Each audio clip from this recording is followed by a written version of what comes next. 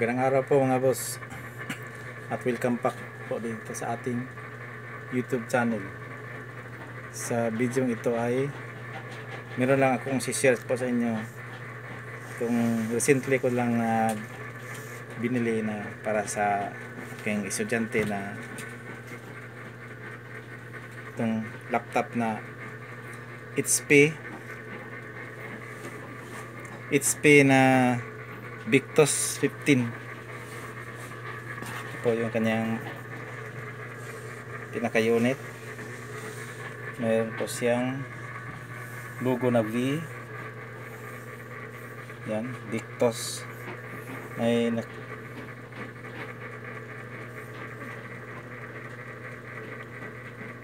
design and engineered by HP po yung kanyang brand mga boss. Po yung kanyang packaging na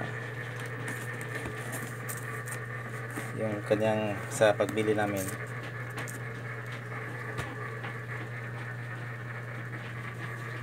Yan po. Yung OS po niya na kasama ay home edition po na, at mayroon po siyang at ano na siya, lifetime na po siya na yung kanyang OS at saka yung kanyang office na Word, yung kanyang mga office na softwares.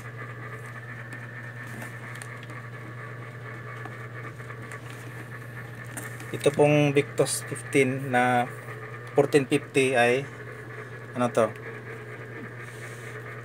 gaming po to na laptop mga boss. Meron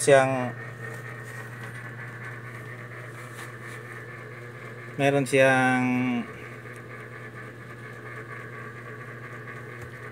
capacity na storage na 512 gigabyte at yung kanyang RAM ay 16 gigs po, at saka yung kanyang processor ay Intel na i5 na 12 generation. Kasi mga bagong laptop na po ito mga boss. Tsaka sa pagbili natin ng laptop, meron siyang kasama ang ganito, yung kanyang carrying bag. Yan, SOP naman po siguro yan. Tsaka meron siyang previous po na worth 1,000 na item, kaya kumuha kami ng gaming mouse po, M727 nga gaming mouse na worth 1,090 ito. Magaan po itong gaming mouse mga boss, kasi gaming po siya, parang masyado siya magaan. Itong Victus 15 na laptop mga boss ay yan po yung kanyang logo. Pag iharap mong ganyan, parang V na nakabaliktad, kasi pag binuksan siya ay yung V ay nakatayo na. Yan, gaming po siya mga boss, kaya mayroon siyang ito po, yung kanyang processor ay Intel Core i5. Mayroon siyang graphics card na Nvidia GeForce RTX. Yan,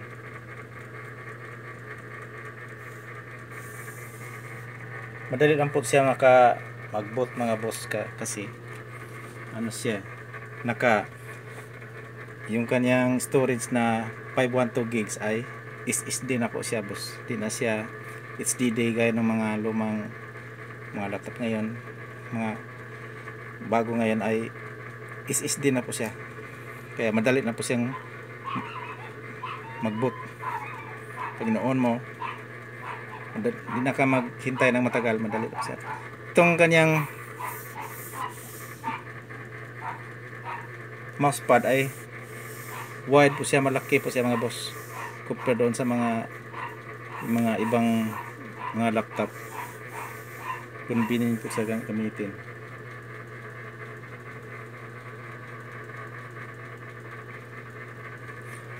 Saka meron siyang light para sa kanyang dito. Pindutin lang dito yung backlight sa kanyang keyboard.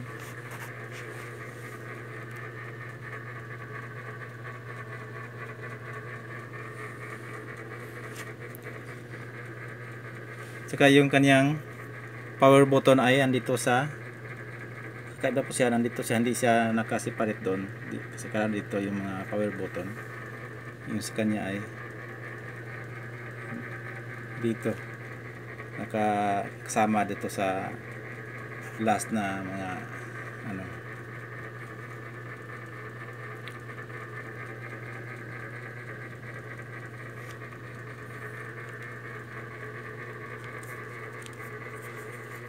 Sa loob po nito mga boss ay mayroon siyang dalawang cooling fan at saka yung kanyang maninagan po siguro yung saan banda yung kanyang cooling fan andyan banda, at saka malalaki po yung kanyang butas na yung grills para sa ventilation. Yung kanyang gilid po ay meron siyang ito is HDMI, USB na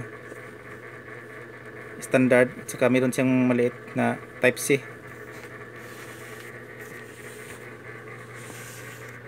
Dito sa kabila naman ay meron siyang saksakan ng card na SD.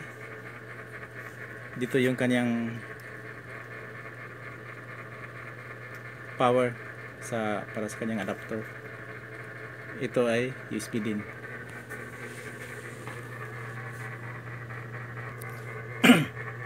Yung kanyang power supply mga boss ay ito yung itsura ng kanyang power supply. Ito yung pinaka AC cord, saka ito yung kanyang pinaka power supply. Hindi po yata maninag kung anong yung voltahe nito kasi maliit maliit yung mga titra.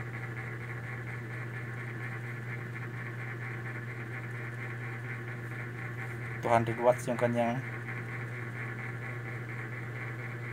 may susupply na yung kanyang capacity 200 watts, kaya mabilis po siya mag-charge.